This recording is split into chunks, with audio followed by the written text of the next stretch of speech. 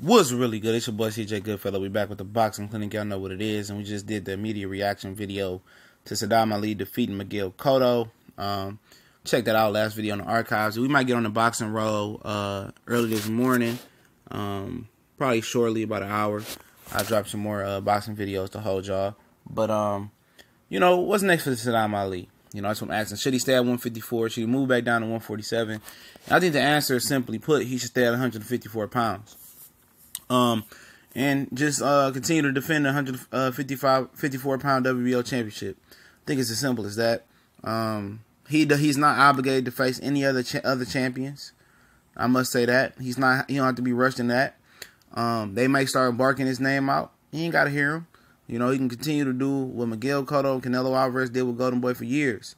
Is to duck, and take the fights that, you know, you want to take. Ain't nothing wrong with that. You know, in his case, because why would you go back down to welterweight? And where does he really fit in at welterweight? Let's be real. He looked physically good tonight at 154. Where does he fit in? Is he going to be the Errol Spence? Is he going to be the Keith Thurman? Is he going to be, you know, potentially Terrence Crawford to get the WBO belt? Is he even going to be the Pacquiao? I don't think so. Maybe Pacquiao, but I'm not sure. I'm not even sure on that. You know, is he going to be the Sean Porter? Is he going to be the Danny Garcia? Maybe he could be the Danny Garcia. I'm not so sure about a Sean Porter.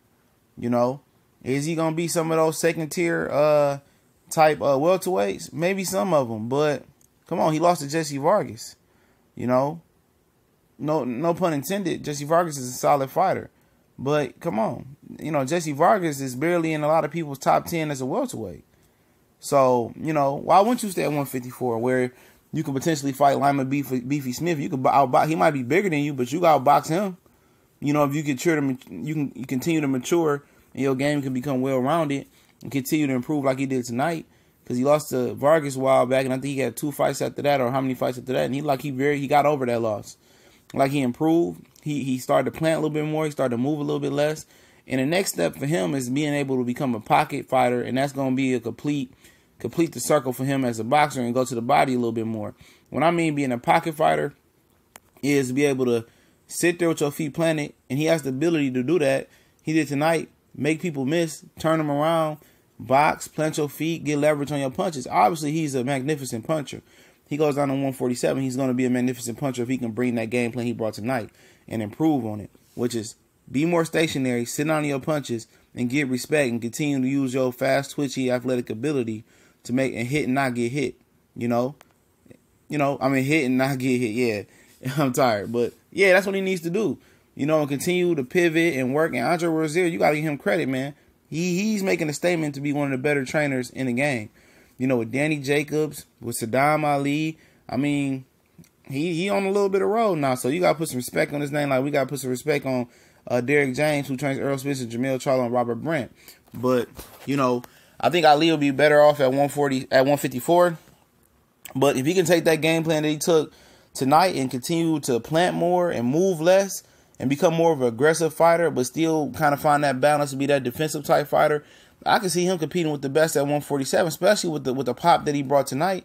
And the pop has already been there. He's just constantly moving. And when you move a lot, you don't get full leverage in your punches.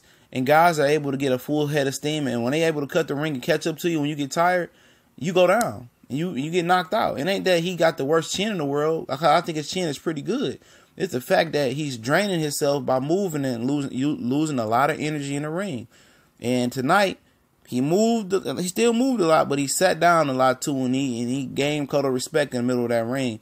And that's the beginning of his maturation as becoming a full circle boxer, complete fighter. But what I like to see him do is, sit there, defend that belt, fight Lima Smith. I mean, Kell Brook wants to shot at that belt. I can see him beating Kell Brook. Eric Salumu is in those rankings. Julian J. Rock is in those rankings. Those rankings ain't that hard at 154 pounds WBO. So I think it's better for that. But if you want to go back to welterweight and have to have something to prove, he's just as talented as a lot of those guys, It's just a simple fact of, sitting down on his punches and stop moving so much and draining himself. But either way, I think he can make some noise. But if you're a champion somewhere, I would stay a champion there and defend the belt. But it's ultimately going to come up to him and his team and Golden Boy what they want to do.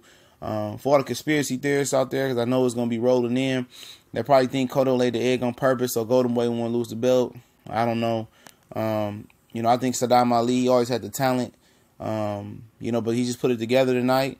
And, you know, I don't see it was a robbery. I don't think Cotto, you know, threw the fight or nothing like that, even though Golden Boy has allegedly been under fire, you know, kind of under the table. Read a lot of articles and, you know, heard a lot of things about them throwing fights from a long time ago up to now and paying off judges and stuff of that nature. I don't know anything about that, but I'm going to give credit where credit is due. You know, Sadam Ali made a dream come true, won his first world title in his city. Brooklyn stand up. Another Brooklyn-bred champion right here. I know Paulie Malignaggi is super proud of this guy. He helped bring him up. He was a great amateur. You know, he dominated the Golden Gloves for years. And, you know, good for him, man. You know, send Cotto out with an L. You know, you dug your foot deep in his ass tonight and enjoy it and make decisions later.